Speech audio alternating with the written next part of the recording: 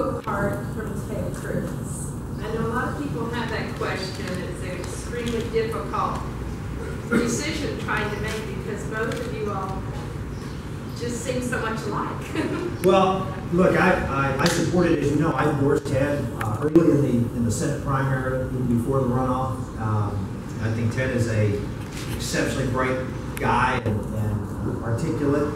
I think he's right on, at least we agree on most of the issues, not all of most of the issues. We do have some differences. But, I mean, instead of talking about the issue differences, which I certainly can, I would just say that, you know, I came into the United States Senate roughly the same age, actually a little younger than he did. And I came in there with pretty sharp elbows. I always remind people, a month into my term in the United States Senate, we had a vote on the balanced budget amendment to the Constitution. The House had passed it. The Senate, going into the day before the vote, had the votes to pass it, and it would have gone to the people. And one Republican senator got up who had supported the pass and changed his mind and said, "I'm voting no," and it failed by one vote. And he was the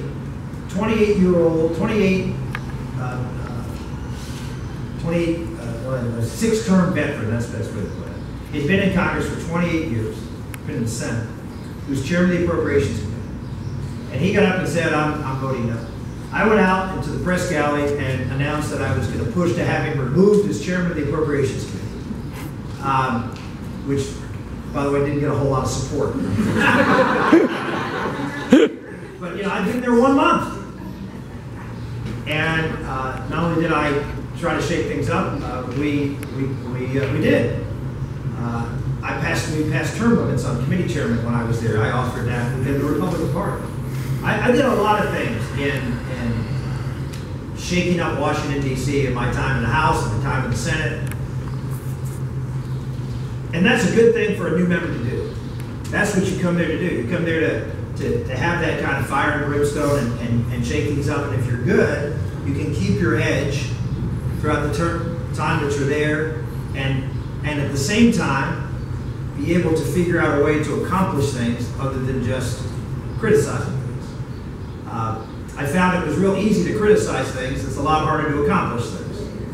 And you know, the easiest vote for every legislator to make is no, because then you have no responsibility for anything that happens. So it's always good. It's always easy to say, I'm against this, I'm against that. The question is, can you make something happen that's positive? And I would make the argument that really the big difference is a track record of showing that we can accomplish conservative things.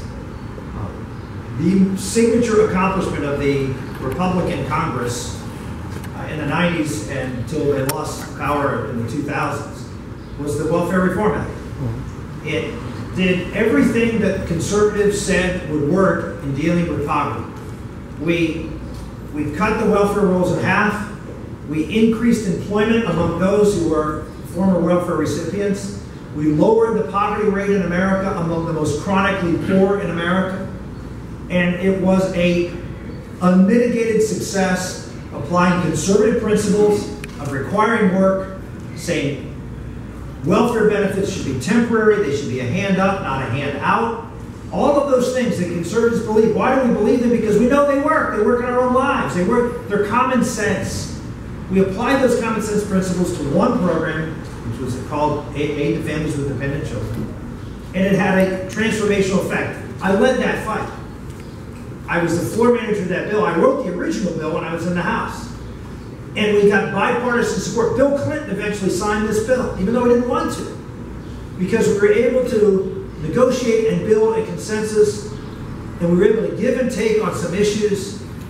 We didn't demonize anybody. We didn't talk down to anybody. Why? Because I believe that you can have real differences on policies, but it doesn't have to be personal. I mean, the biggest problem this president has is he has no relationship with anybody in Washington, D.C. He castigates everybody who disagrees with him, even within his own party. He is someone who doesn't understand that the basics of, anybody here married? No, if you want to get something done, you don't go, okay, this is the way it's going to be, honey. Oh, really?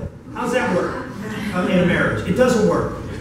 It's the same thing. Politicians, I know this is a novel concept to many in this room. Politicians are also human beings, okay?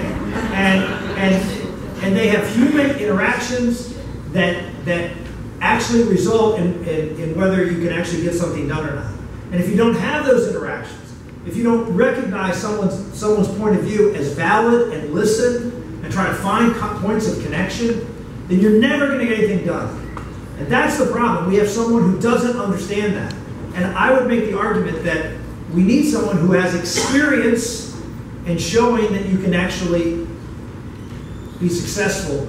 And I can go through things on foreign policy. The Iran Freedom Support Act, which imposed sanctions on Iran, was a bill that I did with Barbara Boxer.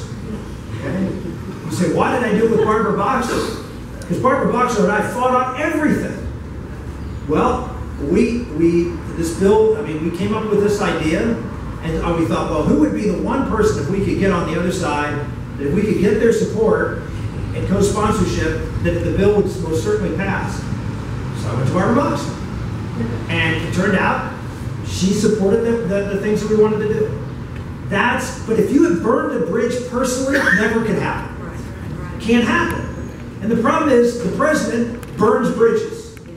And we have others in Washington who burn bridges. And you can't function as a family, you can't function in a business, and you can't function in politics by just being someone who's saying, this is the way it's got to be, no compromise, I don't care what anybody says, if anybody disagrees with me, they're wrong. That is what we have right now in Washington, and I would make the argument that is what we don't need in the future, on either side.